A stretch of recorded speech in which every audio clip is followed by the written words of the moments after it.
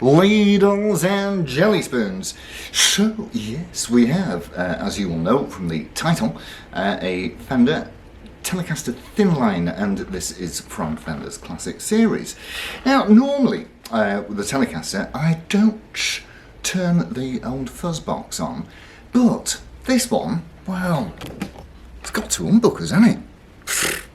So listen to a tune, go through the pickups, and then I shall tell you what I can about it. So let's go.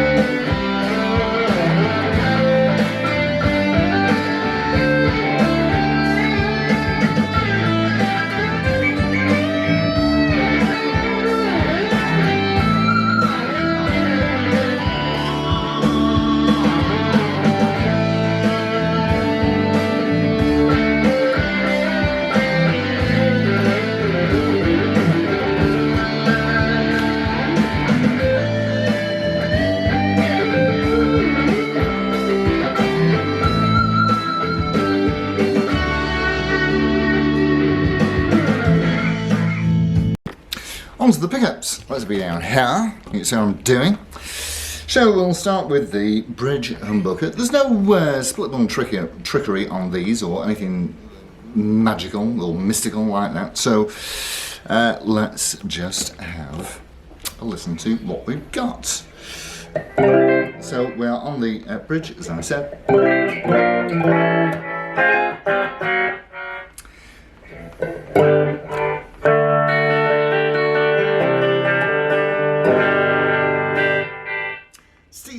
It's got a humbucker, that is still nice and telly-jangly into the centre.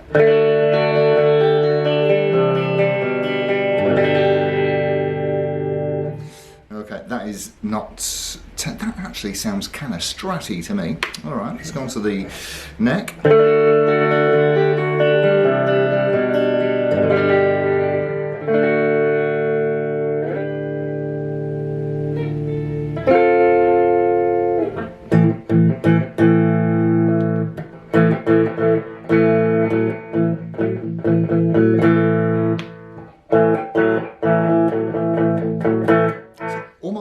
Isn't it? And I'll tell you what, just before we do anything else, let's see, he's got an F-hole in it, hasn't it? So let's just have a listen to it unplugged.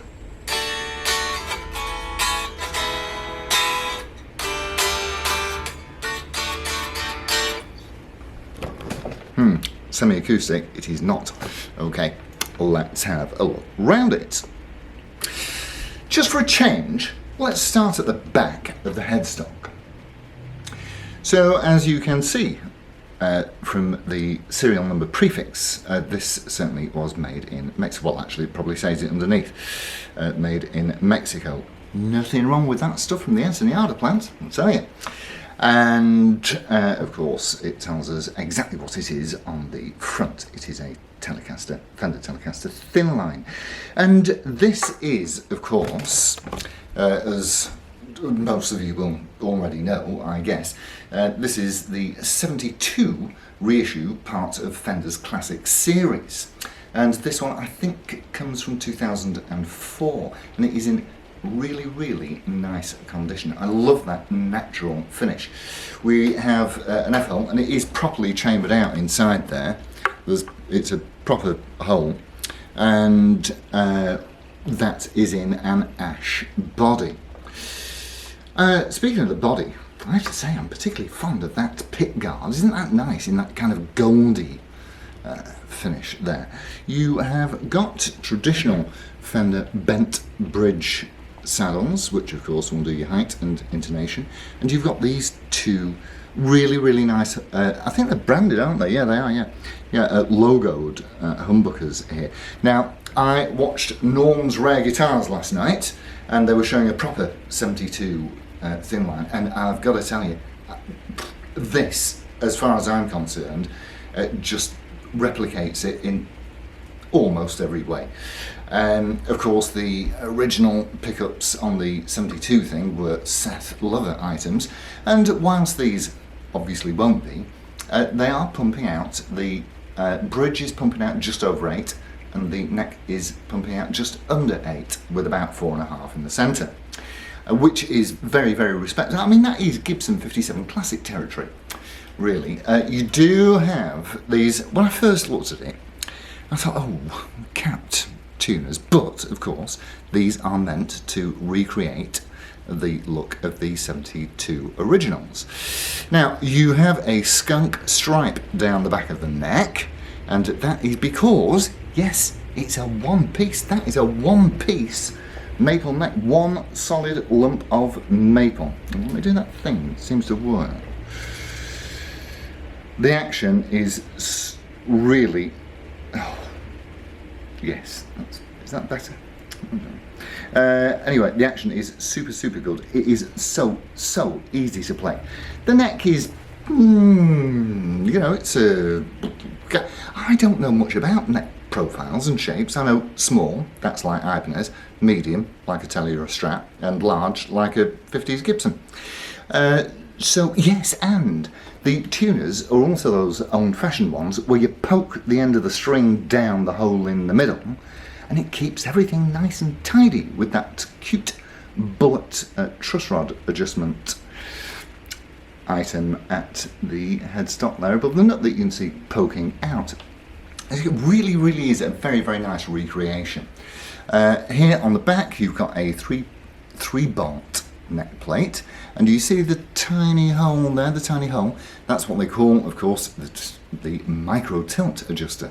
So rather than having to, if your neck angle is slightly out, then you can chuck a tiny, tiny Allen key down there, and you can adjust the neck. I mean, I'm not by yards, you know, the very, very, very small amounts, and that will alter the angle of your neck without having to bung a shim in it, which we sometimes have to do, don't we? See? All in all, this is a beautiful guitar, and those black dots, for me, really, really look great on a maple neck. And this is no exception.